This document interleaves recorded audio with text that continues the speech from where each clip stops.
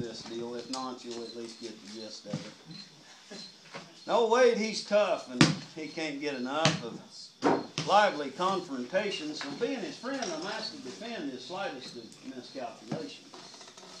Now, among his mistakes he too often makes, none of his business his.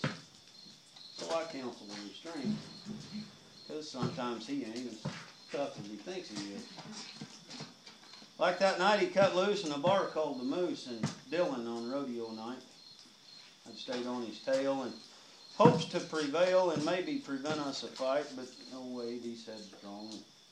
It didn't take long till he got in a debate involving a chair and big hunks of hair and starting to obligate his friends, which I could see was only me. A fact that I couldn't ignore, so grabbing his arm to lead him from harm, I dragged my pal to the door. No one disagreed, and I thought that we'd made our escape free and clear, but old Wade turns around and he says good and loud, "Who is the toughest guy here?" Now, nobody said a word, but I knowed they'd heard, because all heads turned to the bar, and right there in the hole like a power pole stood the pressure for all of these peers. He was ugly for hire. He wore a truck tire that come down over his ears.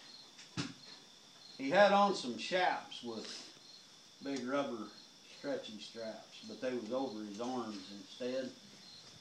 He sported a pattern like the planet Saturn, because his eyebrows went plumb around his head. His good eye glared and his nostrils flared like a winded leopardon, which lent him the air of a wounded bear whose wee pointer had been stepped upon. A crescent wrench swung from where it hung on a log chain tied round his neck, along with a claw and a two-man buck saw and parts from a bad Harley wreck. And with his sumo girt, he needed no shirt. Hell, he had no place to tuck it. And wonders don't cease, because he wore a cod piece that was made from a backhoe bucket. Now, he was Fantasy Land and the Marlboro Man and Heartburn all rolled into one. And where I was looking, our goose is cooking. My rodeoing days is done. Then he spoke from the hole like a thunder roll that comes from deep under the sea. He just swallowed his snuff and said, "If you're hunting tough, well, boys, I reckon that would be me." I heard the pin drop. Held the clock even stopped. There was silence, except for my heaving.